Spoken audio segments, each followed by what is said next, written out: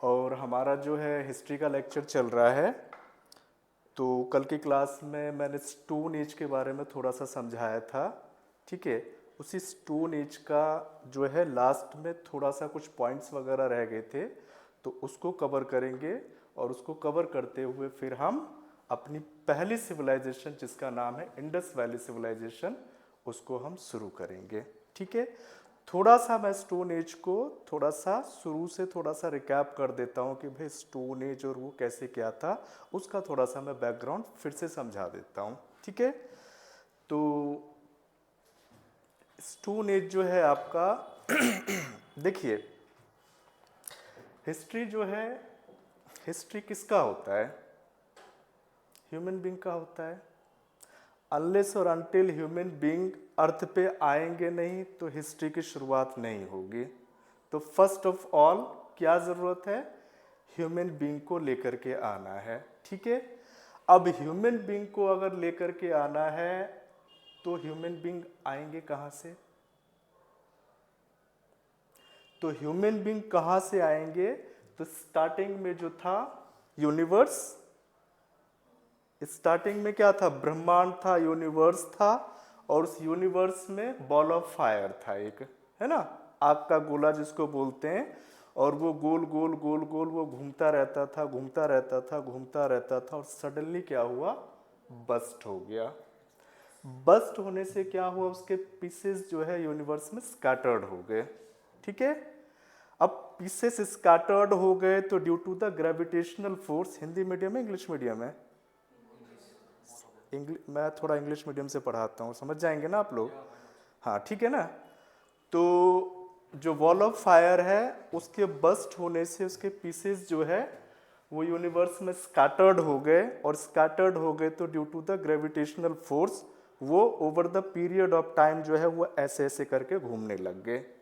और घूमते घूमते घूमते घूमते हम क्या देखते हैं? उसी को प्लैनेट्स के फॉर्म में देखते हैं, ठीक है जी।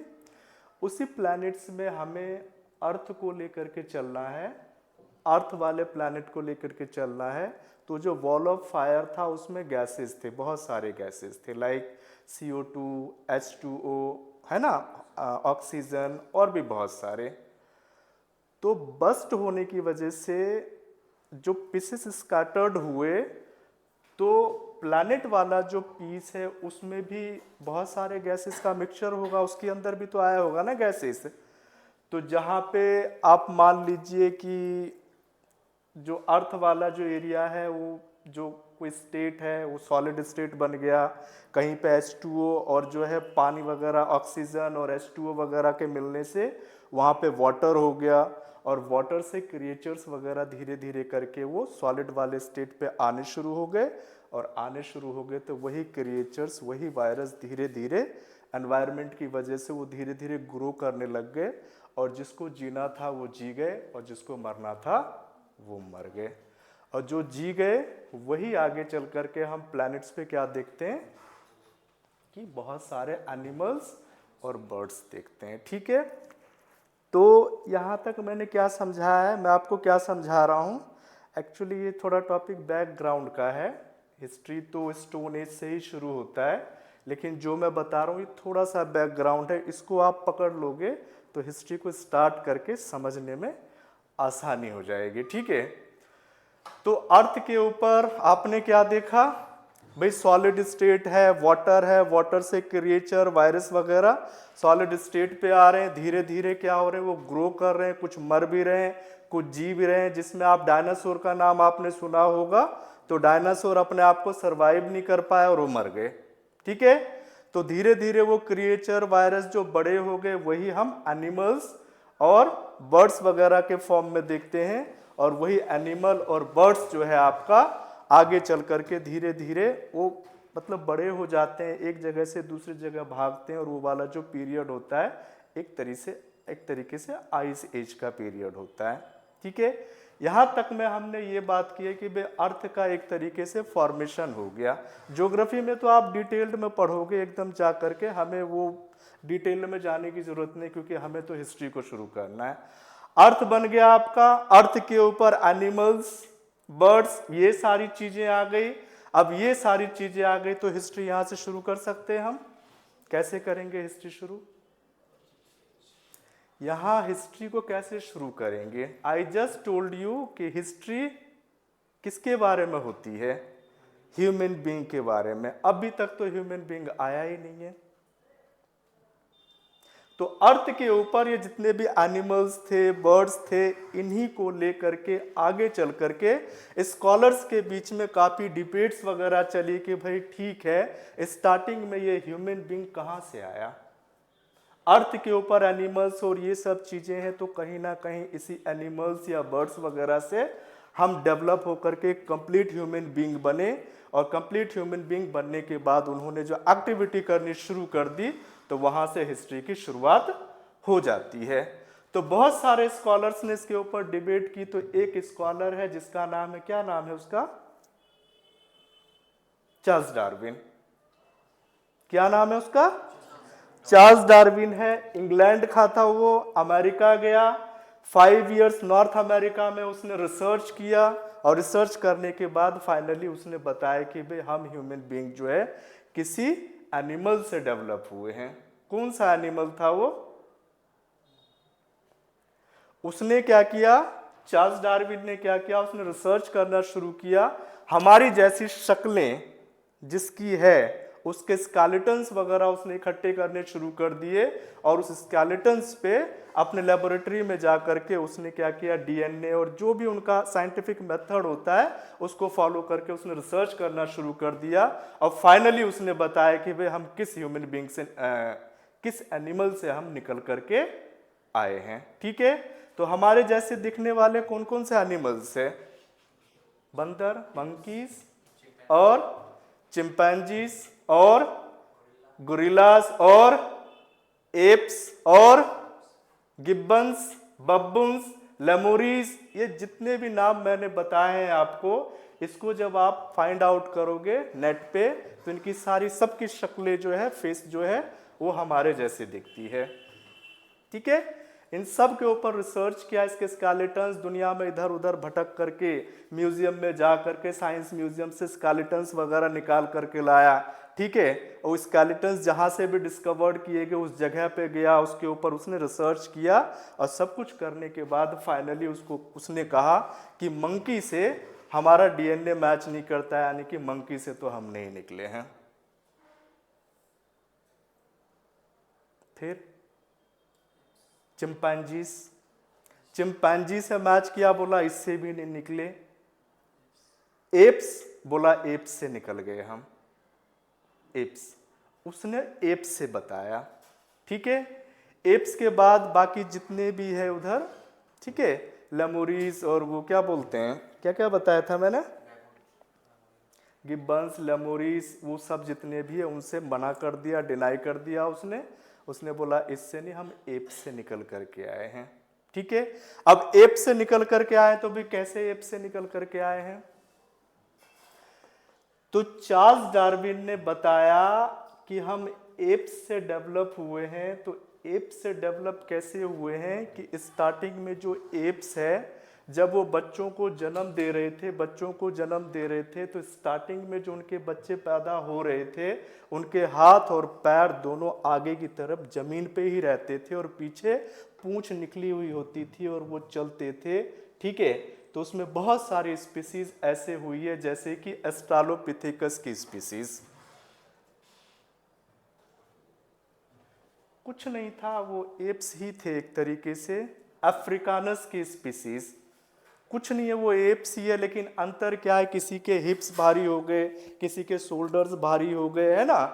पोंगिडिया है, पोंगिडिया भी एप्स की तरह ही दिखता था, लेकिन कुछ कुछ चेंजेस उसमें देखने को मिलते थे। ठीक है, तो क्या समझाया मैंने, ऑस्ट्रेलोपिथेकस, अफ्रीकानस, पोंगिडिया, होमोनोइडिया, ये सारी एप्स की स्पीसीज है और ये दोनों हाथ पैर जमीन के नीचे रखकर ही चलते थे और पूंछ धीरे धीरे खत्म हो गई। ठीक है, अब खत्म हो गई तो आगे चल करके चार्ल्स डार्विन बताते हैं कि भाई एप्स की एक ऐसी स्पीसीज आई जहां से हमें फर्स्ट टाइम जो है ह्यूमन की फीचर्स देखने को हमें मिले, मतलब ह्यूमन वाला चेंज हमें देखने को मिला। क्या मिला?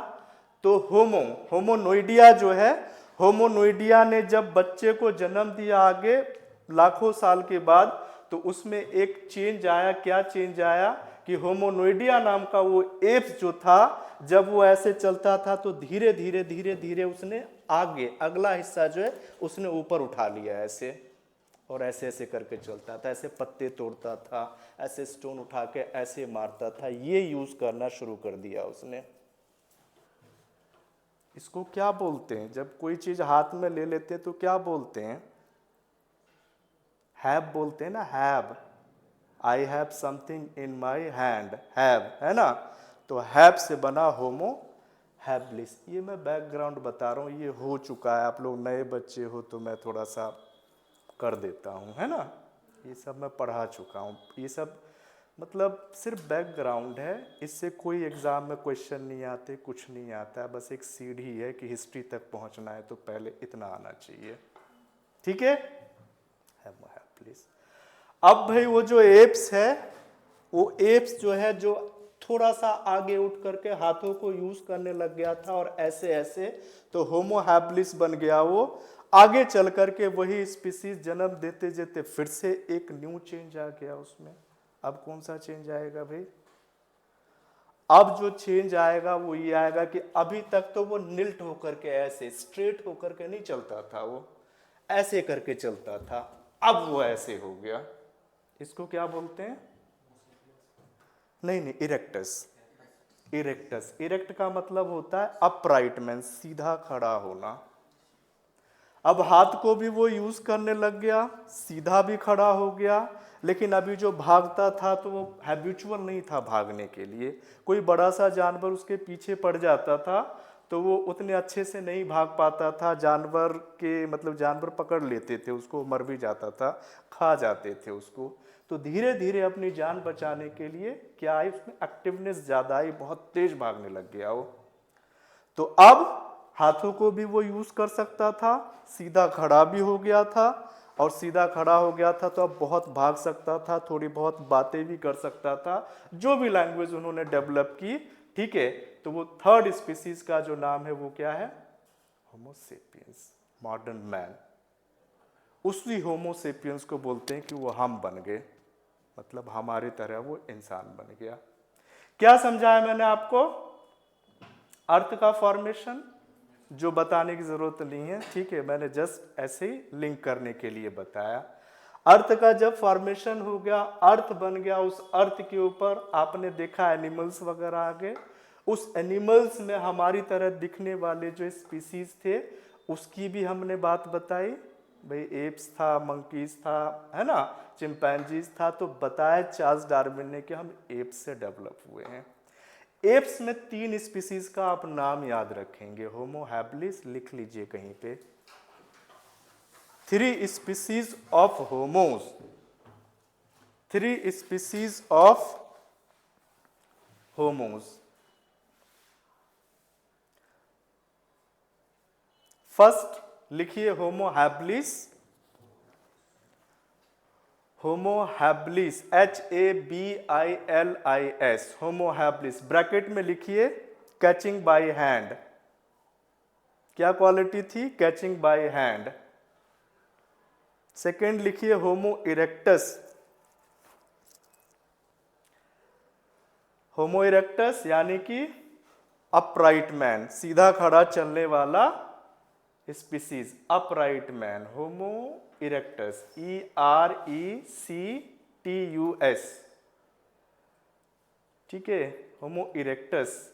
और ब्रैकेट में लिखिए अपराइट मैन। और थर्ड लिखिए होमो सेपियंस।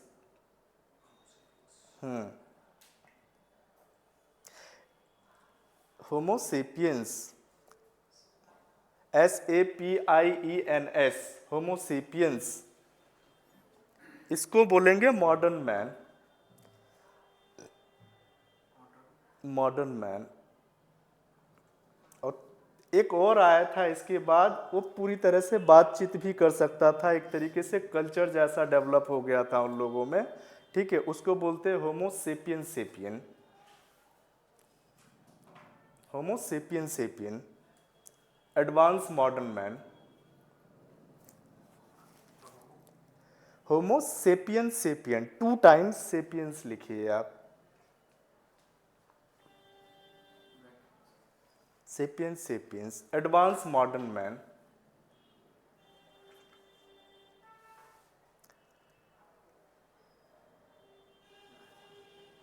अब क्वेश्चन अराइज ये होता है तो हिस्ट्री को कहाँ से शुरू करें, कहाँ से हिस्ट्री शुरू हो जाएगी? क्यों होमो हैबिलिस से हिस्ट्री शुरू नहीं हो सकती है? हो सकती है ना। होमो हैबिलिस ने जब अपने आगे के पैर उठा करके हाथों की तरह यूज करना शुरू किया, ठीक है, और वहां से जो उसने खाए और स्टोन को फेंक करके शिकार करना शुरू किया, हिस्ट्री आपकी वहीं से शुरू हो गई। तो होमो हैबिलिस, यहीं से आपकी हिस्ट्री शुरू हो जाती है, ठीक है। अब यहां से एक जानवर इंसान बन गया, है ना, एक जानवर इंसान बन गया।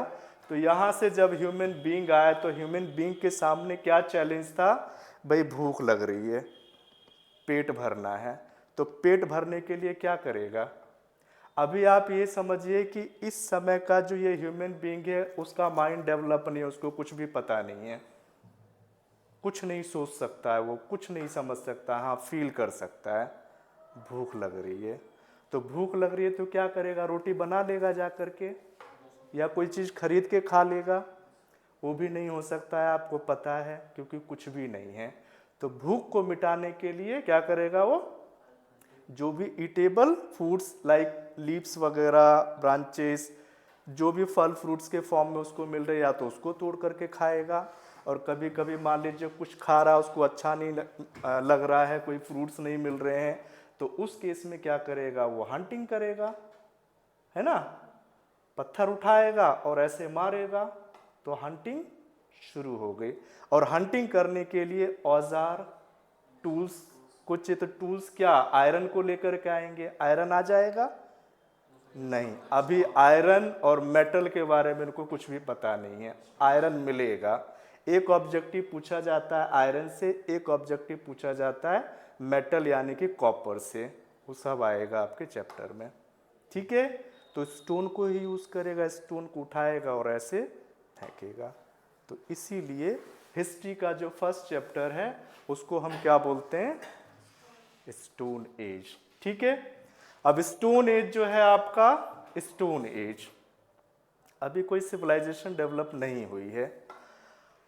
स्टोन एज जो है, थोड़ा सा एनसीईआरटी घर पे पढ़िए अगर नींद आ रही है तो। हिस्ट्री, ज्योग्राफी ऐसे सब्जेक्ट जो है ना पीछे से बैक है ना, बेसिक अगर नहीं है तो ही नींद आएगी। तो थोड़ा सा अगर नींद जैसा लगे तो थोड़ा सा एनसीईआरटी वगैरह उठा करके 2-3 बार उसको पढ़ दीजिए, फिर नींद नहीं आएगी। क्योंकि हम साइंस में भी साइंस से ही हूँ, तो साइंस बैकग्राउंड वाले बंदे हिस्ट्री फुस्ट्री सब नया नया लगता है ना, हिस्ट्री पॉलिटी, तो फिर एकदम नई नई चीज़ें, तो उसमें आती है नींद, है कि नहीं? हाँ, तो वो चीज़ होती है। इसके लिए, इसीलिए लोग कहते हैं कि एनसीईआरटी को जल्दी जल्दी पढ़ो ताकि नींद ना आए। चलिए, कहाँ चल रही थी बात? स्टोन एज, ठीक है। अब स्टोन एज की अगर हम बात करें तो स्टोन एज को बेसिकली 3 पार्ट्स में हम डिवाइड करते हैं। स्टोन एज को बेसिकली 3 पार्ट्स में डिवाइड करते हैं। फर्स्ट को क्या बोलते हैं? पैलोलिथिक एज, सेकेंड को मेसोलिथिक एज, और थर्ड को क्या बोलते हैं? Neolithic age. Neolithic age chalcolithic age या कैल्कोलिथिक एज या पीरियड इसके बाद वाला है, ठीक है। तो पैलोलिथिक एज जो है, कौन कौन से 3 पीरियड है स्टोन एज में?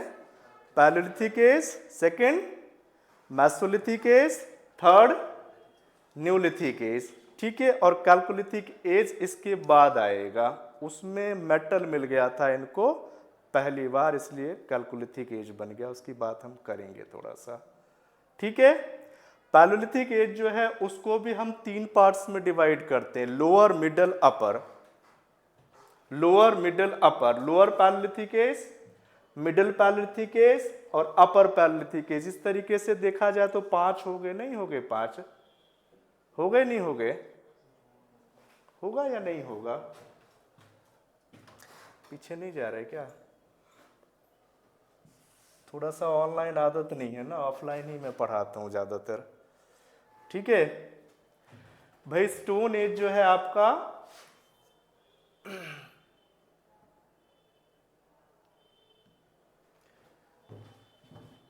स्टोन एज जो है आपका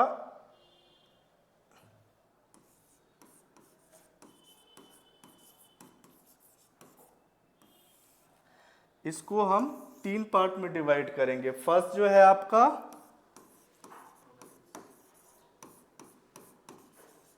पैलेलिथिक एज। ठीक है, इस पैलेलिथिक एज को भी हम 3 पार्ट्स में डिवाइड करेंगे। ठीक है, ए,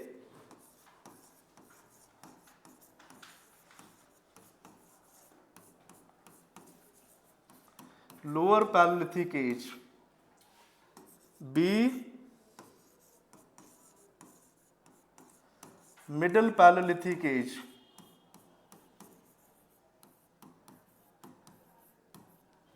सी,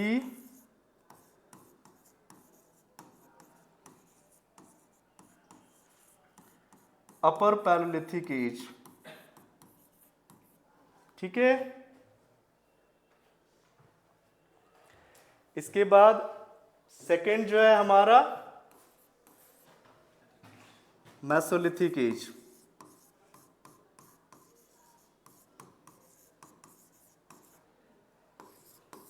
थर्ड जो है हमारा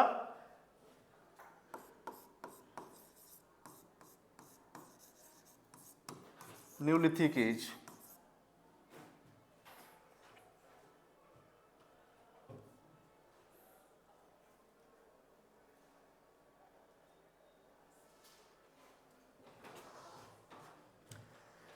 ये तीनों के तीनों जो पीरियड्स है, या फिर आप ये कह सकते हो कि ऑल द 5 टॉपिक्स है ना, 3 ये 2 ये 5, ये पांचों के पांचों जो टॉपिक है, ठीक है, ये है स्टोन से रिलेटेड, स्टोन से रिलेटेड।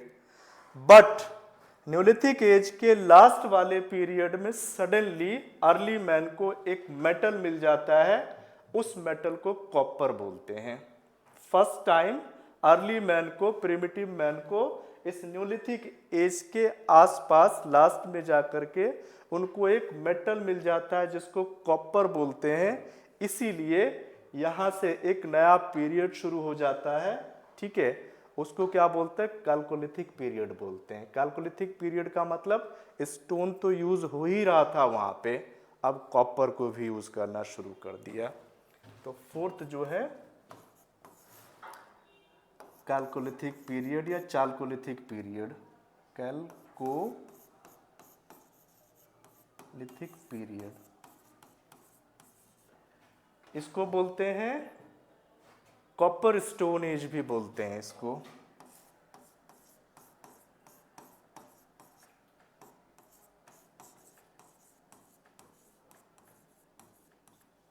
Copper stone age.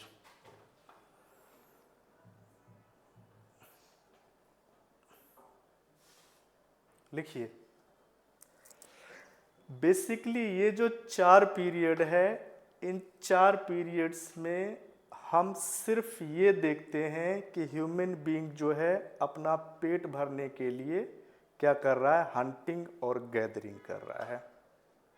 ठीक है, हंटिंग और गैदरिंग कर रहा है, बट कैल्कोलिथिक पीरियड में उसको कॉपर मिल जाने से क्या हुआ कि कॉपर के भी कॉपर के भी टूल्स बनाने शुरू कर दिए, तो हंटिंग अब लार्ज स्केल पर हो सकती थी।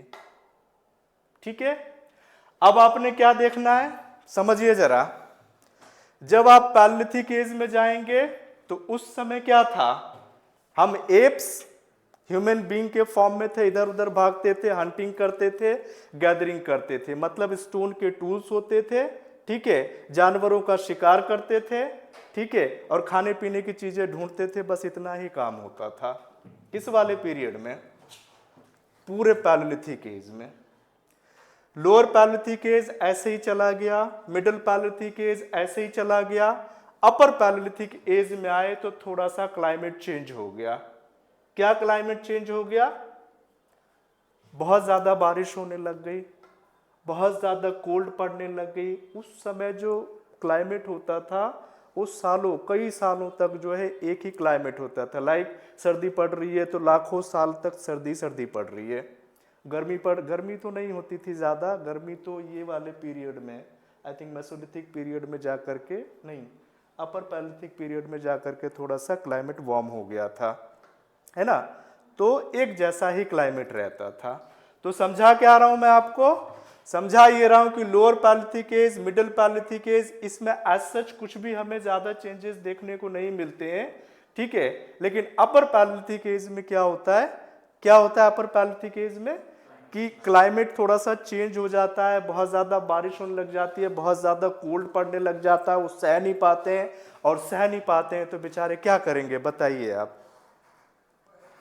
घर में रहेंगे जाके, घर में रहेंगे, घर तो है नहीं अभी उनके पास, क्या करेंगे, जहां भी रहते थे, कहाँ रहते थे वो, केव्स में रहते थे, रॉक शेल्टर्स में रहते थे ना, केव्स में, रॉक शेल्टर्स में। बाहर बहुत सर्दी पड़ रही है, मैं शाम को 6 बजे आता हूँ, बहुत सर्दी लगती है मुझे, तो मेट्रो में जाके छुप जाता हूँ भीड़ में, है ना, तो बच जाता हूँ थोड़ा। तो यही early man, primitive man rock shelters में या फिर केव्स वगैरह में जब बहुत सर्दी पड़ती थी, बहुत बारिश होती तो अंदर ही घुसे रहते थे, बाहर ही नहीं निकलते थे। अब आपको एक कमरे में बंद कर दिया जाए और कुछ भी नहीं है, खाली है, तो आप तो माथा मारने लग जाओगे, है ना। बिहार वगैरह के बहुत सारे एग्जाम्पल मिलते हैं कि उनको IAS IPS बनाने के लिए माँ बाप क्या करते, पिताजी क्या करते, बच्चे को कमरे में बंद कर देते थे, किताब कॉपी रख देते थे और बाहर से लॉक कर देते थे। 6 महीने तो नहीं, 1 महीने तक कमरे में पड़े रहो, खाना पीना बीच में मिल जाएगा। अब वो क्या करेगा, खाली बैठा हुआ है तो क्या करेगा वो, चल किताब ही पढ़ लेते हैं, जाता है ना ऑटोमेटिकली। तो यहाँ भी ऐसे ही हुआ, क्लाइमेट की वजह से, इंटेंस कोल्ड की वजह से या हैवी रेन की वजह से ये बाहर नहीं जा पाते थे, तो ये केव्स में, रॉक शेल्टर्स में ही बैठ करके अपना समय बिताते थे। और जब ज्यादा मन नहीं लगता था यार क्या करूं क्या करूं, तब जाकर के वो क्या करते थे, उस रॉक के वॉल्स पे जाकर के वो पेंटिंग्स करते थे। तो आपको पता होना चाहिए कि पेंटिंग की शुरुआत जो है सबसे पहले कहां पर हुई थी, तो पेंटिंग की शुरुआत अपर पैलिथिक एज में हुई थी। मेरा PDF नोट्स है वो मैं दे दूंगा, अभी लिख लो, लिखना है तो वो भी आप रखना साथ में, फिर दिक्कत नहीं आएगी। आप समझ रहे हैं, हाँ आप रिएक्ट नहीं कर रहे ना, थोड़ा सा मेरे दिमाग में ऑनलाइन और ऑफलाइन दोनों चल रहा है ना, तो थोड़ा सा मैं भी डिस्ट्रैक्ट हो रहा हूँ, क्योंकि है ना दिमाग में होता है ना ऑफलाइन ही, तो फिर कंसंट्रेट करके और पढ़ाओ। मेरे दिमाग में ऑनलाइन, कि ऑनलाइन भी क्लास चल रही है ना, तो 1-2 दिन तो रहेगा, अभी थोड़ा संभालिए मेरे को, ठीक है ना, ऑनलाइन भी तो है। क्या कह रहा था, भूल गया मैं। तो क्या समझा रहा हूं मैं, जो पैलिथिक एज है, लोअर पैलिथिक एज जो है, उसमें कुछ नहीं हो रहा है, बस स्टोन को यूज करके और वो हंटिंग कर रहे हैं, गैदरिंग कर रहे हैं, इतना ही काम हो रहा है। और लोअर पैलिथिक के बाद जब मिडिल पैलिथिक एज में आए, ठीक है, तो उसमें भी कुछ नहीं हुआ, उनको ये समझ में आया टूल्स थोड़े से शार्प होने चाहिए, तो टूल्स को अलग अलग तरह से शेप देना शुरू कर दिया उन्होंने। तो मिडिल पैलिथिक एज में सब कुछ वही था, थोड़े से टूल्स चेंज हो गए। बट अपर पैलिथिक एज में जो मोस्ट इंपॉर्टेंट चेंज हमें देखने को मिलती है, क्या देखने को मिलती है, आप ये बताओगे कि अपर पैलिथिक एज में ही इंडिया में पेंटिंग की शुरुआत हो गई। अब दूसरा क्वेश्चन ये बनता है कि अगर पेंटिंग की शुरुआत अपर पैलिथिक एज में हुई थी, तो इंडिया के किस कोने में, कौन से साइड से इनके पेंटिंग्स के रिमेन्स या आर्टिफैक्ट्स, मतलब पेंटिंग के रिगार्डिंग एविडेंसेस मिलते हैं हमें, तो ये जरूर पता होना चाहिए आपको। कौन सी जगह है वो, मध्य प्रदेश, हाँ जी, मध्य प्रदेश का जो भीमबेटका है ना, भीमबेटका इन Madhya Pradesh is the largest site for paintings.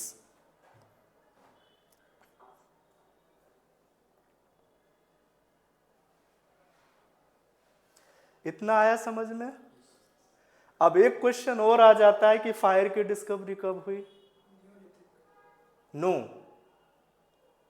That also discovered in upper palaeolithic as.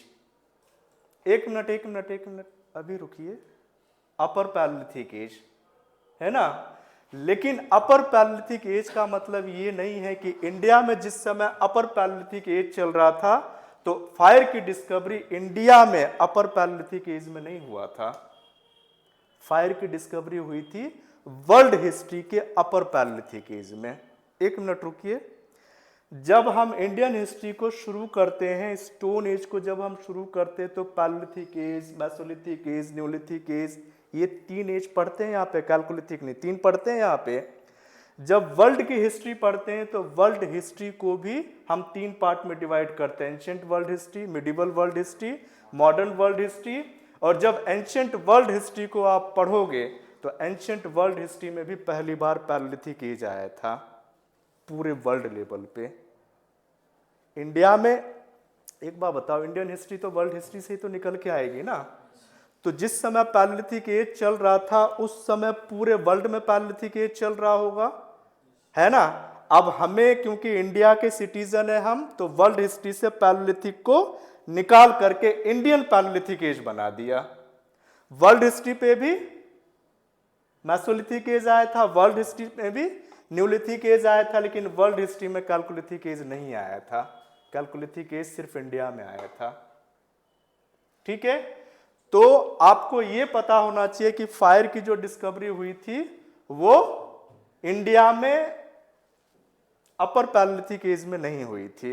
World level पे जो है फायर की डिस्कवरी हुई थी, कहां पर हुई थी? हाँ जी, नहीं, एमपी तो इंडिया हो गया ना। चाइना में, जर्मनी वगैरह में हुई थी, पर इंडिया में नहीं हुई थी, है? इंडिया में नहीं बताओगे आप। तो फायर की जो डिस्कवरी हुई थी वो भी अपर पैलियोलिथिक एज हुई थी, लेकिन वर्ल्ड लेवल पे, इंडिया लेवल पे नहीं। ठीक है, तो ये याद रखेंगे। तो अपर पैलियोलिथिक एज की 2 बातें समझा दी है मैंने। क्या? एक तो पेंटिंग की शुरुआत हो गई थी, और fire of discovery upper palaeolithic age, लेकिन वर्ल्ड लेवल पे, नॉट इन इंडिया लेवल पे। ठीक है, चलिए बात खत्म हो गई। जब मेसोलिथिक पीरियड में आएंगे हम, मेसोलिथिक पीरियड में तो क्या होगा? कुछ तो चेंज हो रहेगा ना, क्योंकि हिस्ट्री में आपको क्या करना, चेंजेस को ही पढ़ना है। जैसे जैसे हम आगे बढ़ेंगे तो क्या क्या चेंजेस देखने को मिलती है, वही हिस्ट्री है। यहीं से आपकी ज्योग्राफी, पॉलिटी, इकोनॉमी सब यहीं से निकलता है। जब वर्ल्ड लेवल पे पूरी हिस्ट्री आप पढ़ते हो तो आपको साइंस वाइंस का भी पता चलता है कि साइंस वगैरह कहाँ से निकल करके आया है। जो साइंटिफिक रिवोल्यूशन आया था वर्ल्ड हिस्ट्री में, यूरोप वगैरह में। ठीक है, उसको छोड़ देते हैं। तो क्या समझा रहा था? Mesolithic period. अब मेसोलिथिक पीरियड से पहले वाले पीरियड को अगर हम देखें तो लाइफ बहुत इजी है, कुछ भी नहीं है, बस स्टोन को यूज कर रहे हैं, हंटिंग कर रहे हैं, थोड़ा बहुत अपना टाइम पास करने के लिए लोग पेंटिंग वगैरह कर रहे हैं, बस इतना ही सब कुछ हो रहा है। ठीक है, तो इस वाले लोगों को हंटर गैदरर बोला जाता है। They people are known as hunter and gatherer. ठीक है, हंटर एंड गैदरर। ठीक है, पूरा पैलियोलिथिक एज के लोगों को क्या बोला जाता है? The people of Paleolithic age are known as hunter and gatherer. ठीक है, इतना समझ में आया? चलिए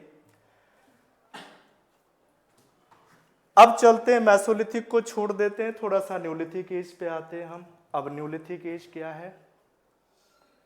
तो कहा जाता है कि न्यूलिथिक एज में एग्रीकल्चर करना शुरू हो गया था। अब अगर एग्रीकल्चर की शुरुआत हो जाएगी तो डोमेस्टिकेशन ऑफ एनिमल्स भी होगा। होगा नहीं होगा? होगा ना। अगर डोमेस्टिकेशन ऑफ एनिमल्स हो जाएगा तो धीरे धीरे पता चलेगा कि भाई दूध भी निकाल सकते हैं, मिल्क वगैरह भी निकाल सकते हैं। अब मिल्क निकाल सकते हैं तो मिल्क का क्या करेंगे? वो इतना सारा मिल्क निकाल लिया, सब तो नहीं खाएंगे ना, थोड़ा सा दे देंगे, जाएंगे कहेंगे आपके पास राइस है तो राइस दे दो मुझे, बदले में आप मिल्क ले लो। क्या कहते हैं इसको? Barter system. ट्रेड इकोनॉमी का एकदम छोटा वाला कॉन्सेप्ट यहां से देखने को मिलता है हमें। जब ओवर सरप्लस होगा, दैट मीन्स एग्रीकल्चर उन्होंने ज्यादा किया, प्रोडक्शन बहुत ज्यादा हुआ, तो सब तो नहीं खा जाएंगे। अब सब नहीं खाएंगे तो कहीं ना कहीं तो रखने के लिए चाहिए ना, तो रखने के लिए चाहिए तो क्या बनाएंगे? क्या बोलते हैं उसको हिस्ट्री में? Granary house. ग्रेनरी हाउस, अच्छा ग्रेनरी हाउस बनाएंगे तो बताया जाता, अब ये भी आपको पता होना चाहिए, ग्रेनरी हाउस बनाएंगे तो बताया जाता है कि ग्रेनरी हाउस में ओवर प्रोडक्शन को, सरप्लस को स्टोर करके जब रखते थे तो रात में चोर क्या करते थे, चोरी कर लेते थे। अब चोर चोरी कर लेते थे तो एक एनिमल की क्वालिटी होती है कि वो भौंकता है। जब इस तरह की एक्टिविटी होती है तो कुत्ते ने भौंकना शुरू कर दिया। कुत्ते ने भौंकना शुरू कर दिया तो ह्यूमन बीइंग को पहली बार यहाँ पर पता चला कि इस कुत्ते को, इस डॉग को एज ए वॉचमैन की तरह हम यूज कर सकते हैं।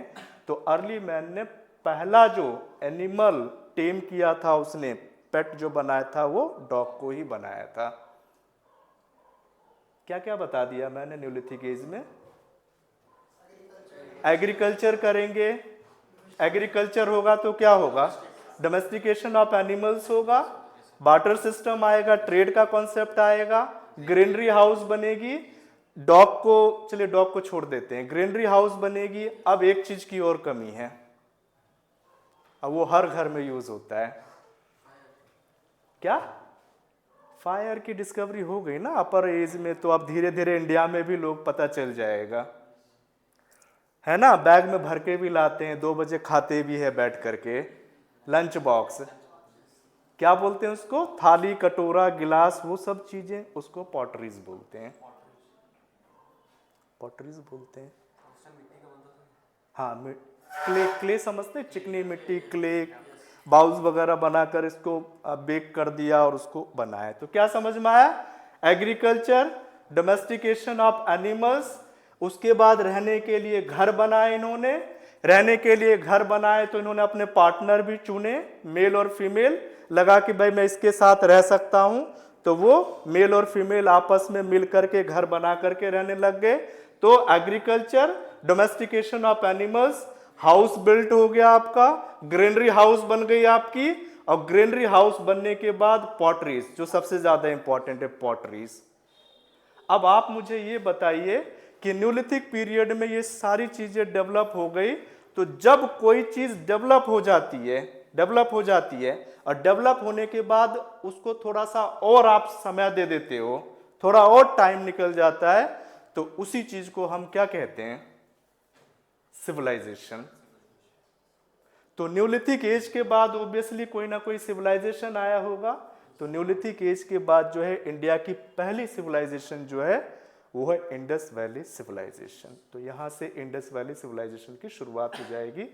और कैलकोलिथिक पीरियड को इसलिए जोड़ दिया गया है क्योंकि यहां पर कॉपर मिल गया उनको, ठीक है। व्हील क्या होता है? अपर पैलिथिक एज में जो पॉटरीज वगैरह जो है ना, नहीं मैं मेसोलिथिक एज में अभी आ रहा हूँ, मैंने मेसोलिथिक एज नहीं कराया है अभी, मैंने आपको न्यूलिथिक एज कराया है। तो न्यूलिथिक एज में मैंने पॉटरीज वगैरह के बारे में बताया है ना, तो डायरेक्ट न्यूलिथिक एज में तो पॉटरी की शुरुआत नहीं हो जाएगी ना, अभी मैं मेसोलिथिक एज को थोड़ा सा एक्सप्लेन करता हूँ, ठीक है। आया यहाँ तक समझ में? ठीक है, हाँ ठीक है। लोअर पैलिथिक एज, मिडिल पैलिथिक एज, कुछ नहीं हो रहा है, हंटिंग हो रही है, गैदरिंग हो रही है, स्टोन के टूल्स बन रहे हैं, और टूल्स इसमें थोड़े से रफ टाइप के हैं, इसमें थोड़े से इंप्रूव टूल्स है। अपर पैलिथिक एज में क्या हो रहा है, पेंटिंग वेंटिंग हो रही है। अब आ जाइए मेसोलिथिक एज। न्यूलिथिक एज मैंने सारा बता दिया। तो न्यूलिथिक एज में क्या हुआ, सबसे पहले एग्रीकल्चर की शुरुआत हुई। अब एग्रीकल्चर की शुरुआत हुई तो क्या डायरेक्ट न्यूलिथिक एज में लोगों ने एग्रीकल्चर ही करना शुरू कर दिया? ऐसा तो नहीं हो सकता है ना। अपर पैलोलिथिक एज में, इस वाले पीरियड में जब उन्होंने हंटिंग करना शुरू कर दिया, गैदरिंग करना शुरू कर दिया, फल फ्रूट्स, कंदमूल कहते थे, आलू जैसा, पोटैटोस जैसे दिखने वाला एक फ्रूट होता है, जमीन से वो खोदते थे, वो पत्ता निकलता था, वो डिस्कवर कर लिया था उन्होंने, कंदमूल बोलते हैं उसको खाते थे। तो कोई भी फ्रूट्स, हाँ जी, कोई भी फ्रूट्स वो खाएंगे तो उसके सीड्स वगैरह को फेंक देंगे, तो बारिश वगैरह होगी तो अचानक वो प्लांट्स में प्रोड्यूस हो जाता है। तो धीरे धीरे ये चीज पहली बार उनको कब पता चली थी? अपर पैलिथिक एज में। मेसोलिथिक एज में क्या हुआ, उनको थोड़ा समझ में आने लग गया, कुछ खाते हैं कुछ फेंकते हैं तो ऐसे हो जाता है। तो क्या समझ में आया? न्यूलिथिक एज में वो चीज़ डेवलप हो गई, लेकिन मेसोलिथिक पीरियड में एग्रीकल्चर की फाउंडेशन रखी गई थी, है ना? तो मेसोलिथिक एज में एग्रीकल्चर की फाउंडेशन रखी गई थी। तो मेसोलिथिक एज को बेसिकली कम से कम 2 से 3 पॉइंट्स आपको पता होना चाहिए। क्या पता होना चाहिए? Foundation of agriculture. और बताइए, एक बहुत इंपॉर्टेंट है, ऑब्जेक्टिव पूछा जाता है आपका। हाँ जी, एग्रीकल्चर आ गया ना, वही सारा आ जाएगा इसमें। भाई टूल्स हर पीरियड में चेंज हो रहे हैं, है ना? रफ टूल्स, ऊपर जो है रफ टूल्स, ये थोड़ा सा और इंप्रूव हो रहा है, ये थोड़ा सा और इंप्रूव हो रहा है। लेकिन मेसोलिथिक पीरियड में आते हैं तो एक टूल्स ये बनाना शुरू करते हैं। तो ये बहुत इंपॉर्टेंट है, ऑब्जेक्टिव पूछा जाता है कहाँ जी? Microlith tools. क्या था ये माइक्रोलिथ टूल्स? तो मेसोलिथिक पीरियड में लिखिए microlith tools were used. Notes दे दूंगा मैं पीडीएफ, तो उसमें सब लिखा हुआ है, लेकिन थोड़ा थोड़ा जहां मैं बोलता हूं ना ये इंपॉर्टेंट है वो लिखिए, वही आपकी मेहनत है कि नहीं? तो क्या बोला था? माइक्रोलिथ। माइक्रोलिथ क्या होता है? टूल्स जो साइज में 5 सेंटीमीटर से ज्यादा नहीं होते थे। Tools were note in 5 tools were note more then in 5 centimetre in size. ठीक है, ये दो बातें हो गई। और भी कुछ है मेसोलिथिक पीरियड में। फाउंडेशन ऑफ एग्रीकल्चर हो गया। अगर पैलियोलिथिक एज और न्यूलिथिक एज के बीच का जो काम है, यानी कि पैलियोलिथिक एज में तो वो पूरी तरह से क्या है, हंटिंग गैदरिंग कर रहे हैं, और न्यूलिथिक एज में एक तरीके से सिविलाइजेशन को ही डेवलप कर रहे हैं। तो हंटिंग गैदरिंग से न्यूलिथिक एज में कन्वर्ट करने का काम कौन कर रहा है? Mesolithic as. इसलिए इस एज को ट्रांजिशनल फेज भी बोलते हैं। तो मेसोलिथिक पीरियड को आप बोलिए ट्रांजिशनल फेज।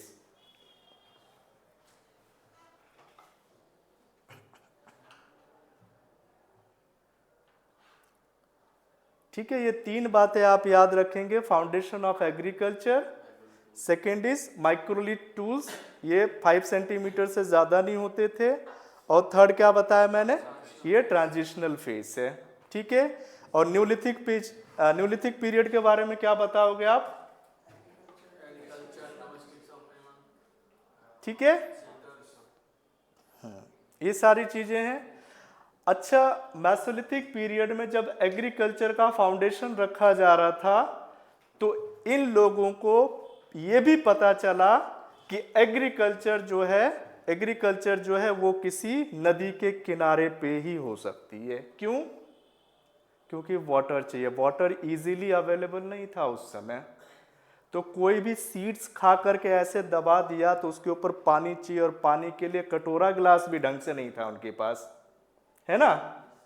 है कि नहीं? अब कहीं दूर से ढूंढ करके पानी को लाएंगे, हाथ में ऐसे करके लाएंगे, सारा पानी निकल जाएगा। ठीक है, तो यहां से इनके दिमाग में ये आया, इंडिया में ये दिमाग में आया कि हम नदी के किनारे ही किसी सीड्स को ग्रो कर सकते हैं।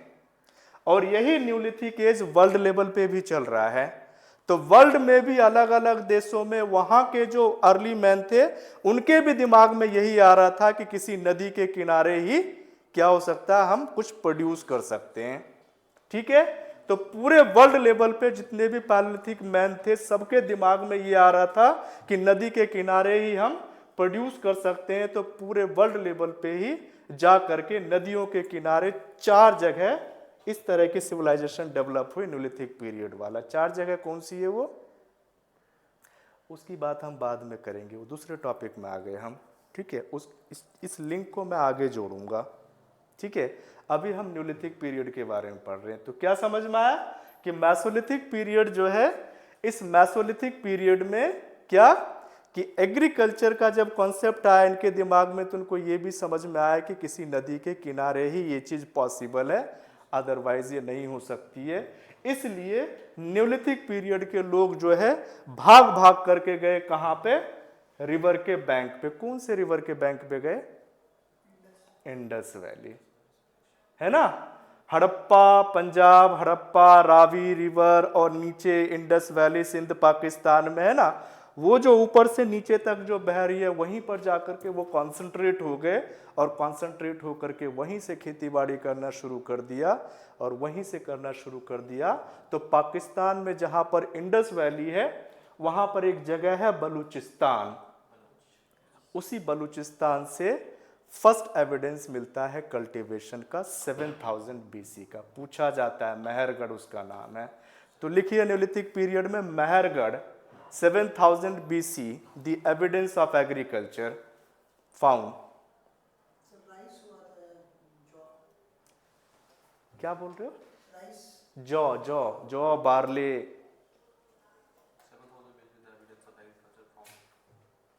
हाँ, फाउंड इन बलूचिस्तान मेहरगढ़।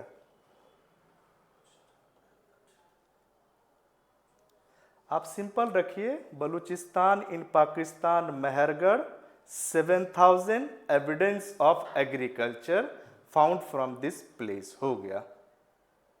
ठीक है, ये सारे वो पॉइंट्स है जहां से ऑब्जेक्टिव्स तो बन जाते हैं। ठीक है, ये पता होना चाहिए आपको।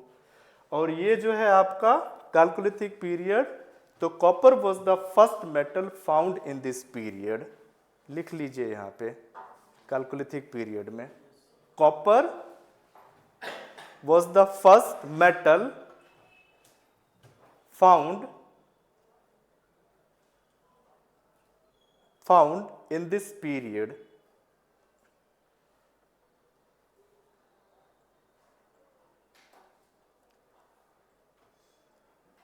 The early man used both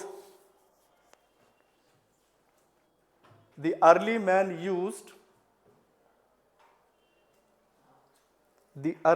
used both tools made of stone. The early man used both tools made of stone and copper as well. हाँ जी, हिंदी हिंदी मीडियम है, बताया नहीं था ना, हिंदी में कैसे बोलूँ मैं?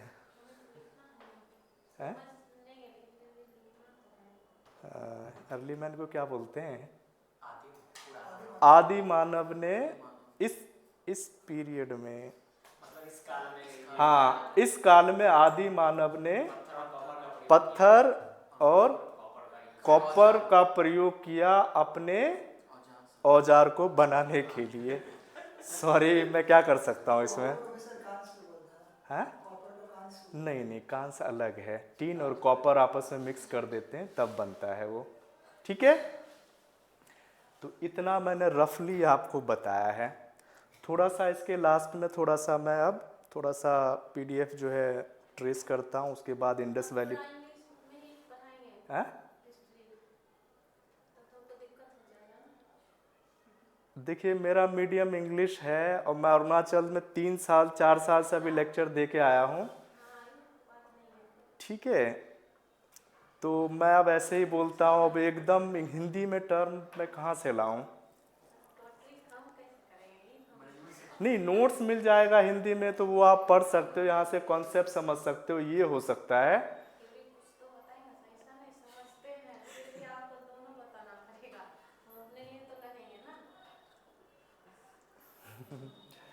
अब किसी का टर्म नहीं मालूम, मैं कैसे बताऊँ? चलिए देखते हैं, मैं ट्राई करता हूँ। ठीक है, ट्राई करता हूँ, लेकिन जो मैं समझा दूंगा उसको समझ के हिंदी के नोट्स एक बार पढ़ लेंगे तो प्रॉब्लम नहीं आनी चाहिए फिर मेरे से। ठीक है, इतना रखते हैं, इसको मैं हटाता हूँ। ठीक है, ये नोट्स ये मिल जाएगा, पीडीएफ सब बना हुआ है, मैं आपको दे दूंगा, फॉरवर्ड कर दूंगा मैं। ठीक है, अभी जो हमारा चल रहा है ये सारा लिखा हुआ है। ठीक है, आर्ट चल रहा है हमारा। ठीक है, हम जो पढ़ रहे हैं आप टेंशन मत लीजिए, देखते हैं क्या सॉल्यूशन निकलता है। ठीक है, अभी आप करिए, अभी ऑनलाइन भी है और ये भी है, थोड़ा मैं भी एडजस्ट करने में थोड़ा दिक्कत लग रही है। अभी दो ही दिन क्लास हुई है मेरी, 1-2 दिन करने दीजिए, मैं हेल्प कर दूंगा, उसकी टेंशन, हिस्ट्री में प्रॉब्लम नहीं आएगी। ठीक है, ये जो हम पढ़ रहे हैं ये कैल्कोलिथिक पीरियड का पॉइंट्स है, ठीक है, कैल्कोलिथिक पीरियड में है ये। कैल्कोलिथिक पीरियड में अगर हम आर्ट की बात करें तो आर्ट में बेसिकली जो है पॉटरी इस वाले पीरियड में डेवलप हुआ था। तो पॉटरी में जो था व्हील मेड फाइन पॉटरी इनके स्पेशल होते थे। यानी कि कैल्कोलिथिक पीरियड की अगर हम बात करें तो जब न्यूलिथिक पीरियड की बात करते हैं तो न्यूलिथिक पीरियड में एग्रीकल्चर, घर, ग्रीनरी हाउस सब कुछ तो हो गया था ना, सब थोड़ा थोड़ा डेवलप हो गया था। तो डेवलप हो गया था तो कैल्कोलिथिक पीरियड में वो थोड़ा सा और एडवांस हो गए थे। लकड़ी वुड का होता था, मट्टी का होता था। हाँ, ठीक है। तो कैल्कोलिथिक पीरियड में कह सकते हैं थोड़ा सा माइंड डेवलप हो गया था, और माइंड डेवलप हो गया था तो कैल्कोलिथिक पीरियड से पहले अगर मेसोलिथिक पीरियड की बात करें तो ये लोग जो है हाथ से पॉटरी बनाते थे, है ना, हैंड से पॉटरी बनाते थे। लेकिन कैल्कोलिथिक पीरियड में इन्होंने व्हील मेड फाइन पॉटरी बनाए जो इस पीरियड में थोड़ा सा स्पेशल हो गया था। इससे पहले जो पॉटरी बनते थे वो हैंड से बनते थे, ठीक है।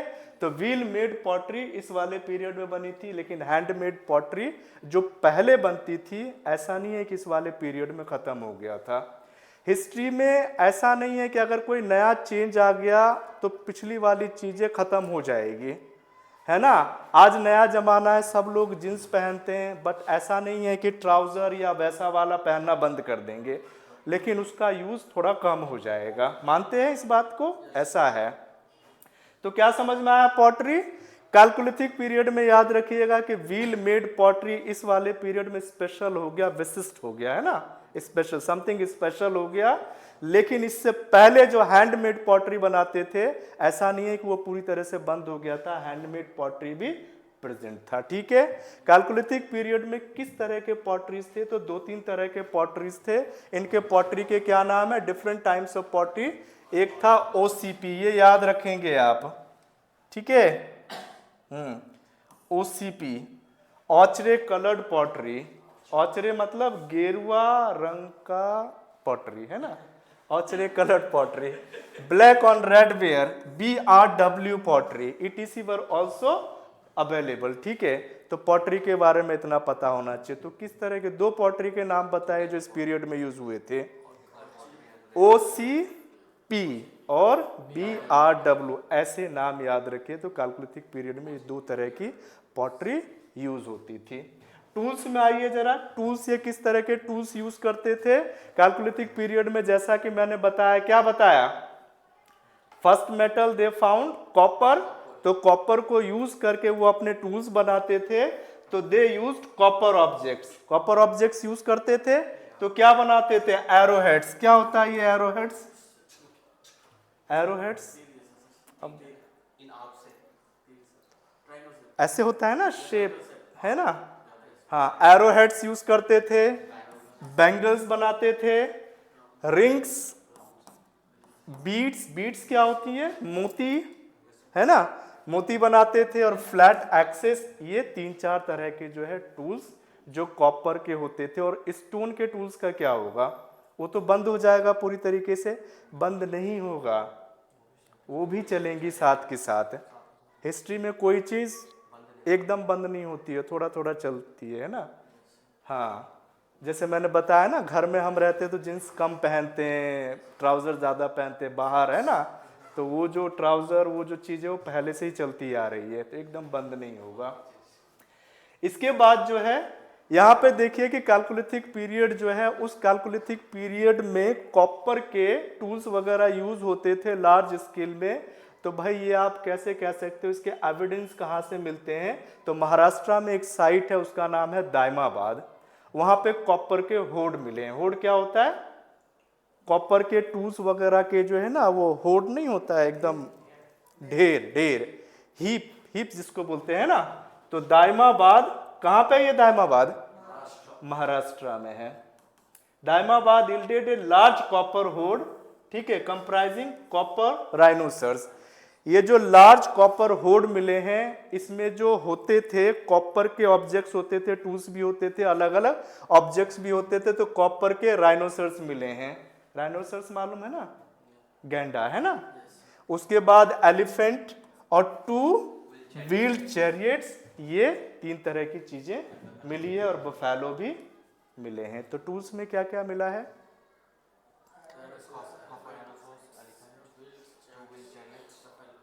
ठीक है। इसके बाद जो फेमस साइट्स है कैलकुलिथिक पीरियड के, साइट्स कौन कौन से हैं, यानी कि कैलकुलिथिक पीरियड में अर्ली मैन जो भी एक्टिविटीज कर रहे थे उनके एक्टिविटीज के रिगार्डिंग साइट का तो नाम बताओ, किस साइट पे ज्यादा कॉन्सेंट्रेट थे ये। तो कैलकुलिथिक पीरियड के रिगार्डिंग जो उनके है ना, जो रिमेन्स है, जो उसके अवशेष वगैरह जहां से मिलते हैं, उसका नाम है साउथ ईस्टर्न राजस्थान। यानी कि साउथ ईस्टर्न राजस्थान में जो है कैलकुलिथिक पीरियड का एक साइट है जो बहुत इंपॉर्टेंट साइट है, इसका नाम है आहार, है ना। ताम्रवती भी इसको बोलते हैं। यहां पर तांबे की खान मिली है जहां से ये कॉपर निकाल निकाल करके अलग अलग तरह के ऑब्जेक्ट्स बनाते थे। ठीक है। कायथा कहां पे है? ये मध्य प्रदेश के उज्जैन डिस्ट्रिक्ट में। ठीक है। महाराष्ट्र के वेस्टर्न साइड में, वेस्टर्न महाराष्ट्र में जोरबे है, दायमाबाद है, इनाम गांव है, नेवासा है। ये जितने भी नाम मैंने बताए हैं ये सारे के सारे फेमस साइट्स है, जिसमें से आप जोरबे का नाम और आहार का नाम आप नहीं भूलोगे। कैलकुलिथिक पीरियड का ये साइट है। यहां से कैलकुलिथिक पीरियड ताम्रपाषाण युग है ना, ताम्रपाषाण युग के रिगार्डिंग जो है बहुत सारे रिमेन्स अवशेष इस वाले साइट से मिले हैं। तो यहीं से पता चलता है कि हाँ इस वाले पीरियड में जो लोग रहते थे वो कॉपर को यूज करते थे सबसे ज्यादा। तो बेसिकली क्या क्या समझाया मैंने पॉटरी के बारे में आपको बताया। क्या पॉटरी के बारे में बताया कि इससे पहले जो है हैंडमेड पॉटरी यूज होती थी, बट इस वाले पीरियड में व्हील मेड पॉटरी जो है वो बहुत स्पेशल हो गई। लेकिन हैंडमेड पॉटरी ऐसा नहीं है कि बंद हो गया था, वो भी चल रहा था। तो व्हील मेड पॉटरी जो है वो बहुत इंपॉर्टेंट है। इनके पॉटरीज के क्या नाम है? तो ओसीपी ऑचरे कलर्ड पॉटरी और BRW ये है। ठीक है। टूल्स क्या यूज करते थे? तो टूल्स कॉपर के यूज करते थे। कॉपर के ऑब्जेक्ट्स कौन कौन से होते थे? एरो हेड्स होते थे, बैंगल्स होते थे, रिंग्स होते थे, बीड्स होते थे, फ्लैट एक्सेस होते थे, ये सारे यूज करते थे। ठीक है। कैलकुलिथिक पीरियड का एक सबसे इंपॉर्टेंट साइट दायमाबाद इन महाराष्ट्र इल्डेड क्या? कॉपर के होड, यानी कि कॉपर के ढेर मिले हैं दायमाबाद में। इधर उधर कॉपर के क्या मिले? होड मिले हैं, ढेर मिले हैं। ठीक है। ये चीज है। और फेमस साइट आहार और जोरबे, ये दोनों आप याद रखिए। ठीक है।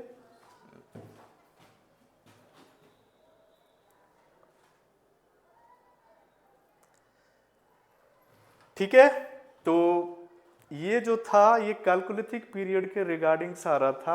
मैंने आपको पैलोलिथिक पीरियड के बारे में थोड़ा, पैलोलिथिक, मेसोलिथिक, न्यूलिथिक, कैलकुलिथिक, इसका सारा मैंने आपको समझा दिया है। पीडीएफ जब मैं आपको दूंगा उसको आप पढ़ेंगे तो आपको समझ में आ जाएगा, प्रॉब्लम नहीं आएगी। ठीक है। इतना खत्म करने के बाद अब चलते हैं आगे। ठीक है। मैं रुकता हूँ।